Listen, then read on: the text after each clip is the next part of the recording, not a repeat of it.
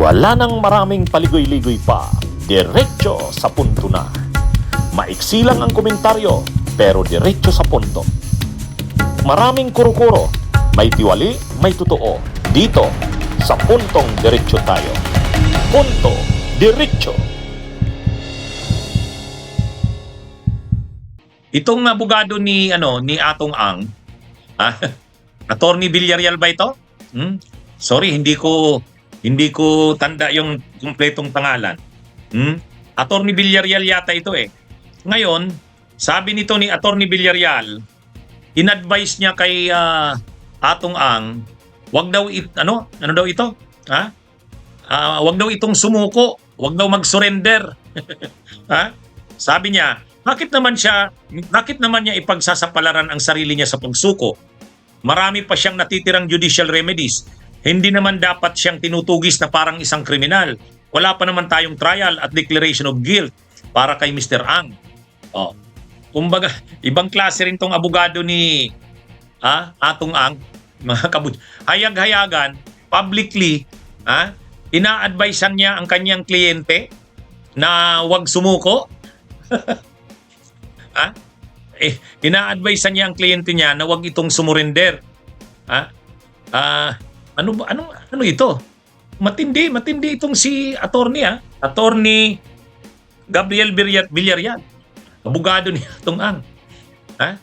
Iba rin delikado ang lagay niya diyan. Bakit delikado ang lagay niya? Pwede siyang madisbar niyan. Bakit? Ang abogado, sa aming mga abogado, dapat nag-a-advise kami sa mga kliyente namin na huwag gagawa ng unlawful conduct. Huwag gagawa ng unlawful act. Ayun bang hindi mo pa surrenderin ang kliyente mo? Lawful ba yun? medyo delikado yan. Baka madisbar siya niyan. Anyway, alam niya naman sigurong ginagawa niya dahil abogado yan. Pero nakakaano lang, nakakaano lang yung advice niya. Sino ba yan? Si Torrio noon, nung nagtatago si Kibuloy. Attorney Torrio, sabi niya, hindi ko alam. Hindi ko siya nakakausap kung nasaan siya. Hindi ko alam. Di ba? Ganun yun. Pero maniwala naman kayong hindi niya alam. Di ba? Natural, alam niya yun. Kahit yung abogado ni Saldico. Nakakausap mo ba si Saldico? Sabi niya, hindi. Tagal na kami nakausap. Ano bang advice niyo po sa kliyente niyo? Ina-advisean ko naman siya na bumalik na sa Pilipinas. Kaya lang, hindi ko na siya ngayon nakakausap eh. Wala akong kontak sa kanya. Di ba? Pero maniniwala naman kayo na wala siyang kontak. Di ba? Pero itong abogado ni Atong Ang, hindi. Talagang sinasabi niya na ang advice niya sa kliyente niya, huwag sumuko. Huwag sumuko. Parang i-exhaust daw muna yung mga remedies na available sa kanila. Tsaka wag daw tugisin si Atong Ang na parang kriminal. Hindi pa naman daw ito guilty. Hindi pa naman daw nagtatrial. Ito namang si Attorney Villarreal.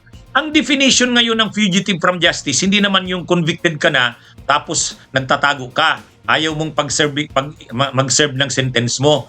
Hindi na lang yun yung definition ng fugitive from justice eh. Yung prosecuted ka na, nakasuhan ka na, ayaw mong ma-prosecute, nagtatago ka. Kasama na yun sa definition ng fugitive from justice. Ang alam ko, ganun yung huling paglilinaw ng Korte Suprema eh.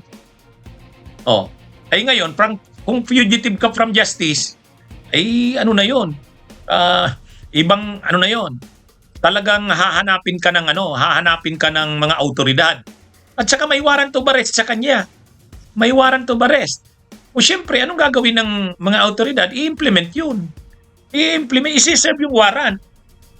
Kasi para kay ang sinasabi kasi nitong abogado ni Atong Ang, huwag siyang tugisin, saka huwag siyang tawagin fugitive. Hindi pa naman daw convicted. Hindi pa naman daw nagtatrial. Hindi pa naman daw ito guilty. Hindi ganun yung ng fugitive from justice sa pangahuling paglilinaw ng Korte Suprema dyan. Kaya nga si Harry Roque, fugitive from justice na yan eh. Kasi nga, ang fugitive from justice, hindi lang naman yung may sentensya ka na tapos tumakas ka, ayaw mong mag-serve ng sentence mo. Hindi lang yun. Yung may kaso ka, ayaw mong ayaw mong ma-prosecute sa kaso mo.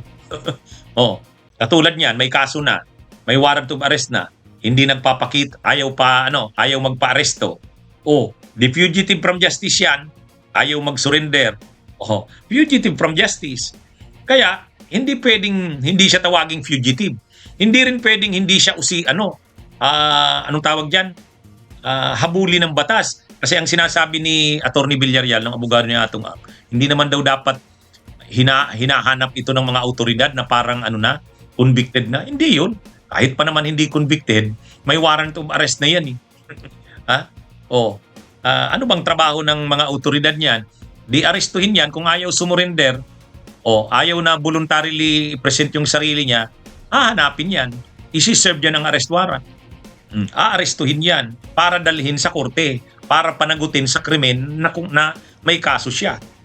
Ganun, na yun eh. Ano ba naman itong si attorney?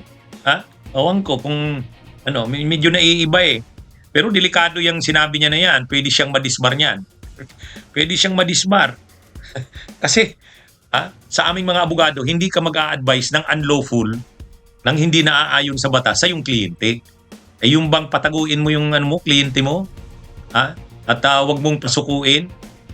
Pwede mo yung i-advise sa kanya, pero wag mong sabihin sa publiko na ang advice ko sa kliyente ko, magtago ka na muna. Wag kang susuko. Pwede ba yun? Medyo naiiba eh. Anyway, kanya-kanyang style. Ibang klase rin tong si attorney eh. Pero nga yun, medyo questionably yung ganung niya eh. Public pa naman yung statement niya at sinabi niya, inadvisean ko ang kliyente ko na wag wag sumurrender. Tapusin daw muna, ubusin daw muna lahat ng mga remedies na available sa kanyang kliyente. Anyway, diskarte niya yan. Ang sinasabi lang natin, conscious ba siya sa consequence ng ganyan? Pwede siyang madisbar niya. Bunyog, halikan na kasama ka. Bunyog, kapag buklod ay may pag-asa. Luzon, Visayas, Mindanao, isa ang pananaw.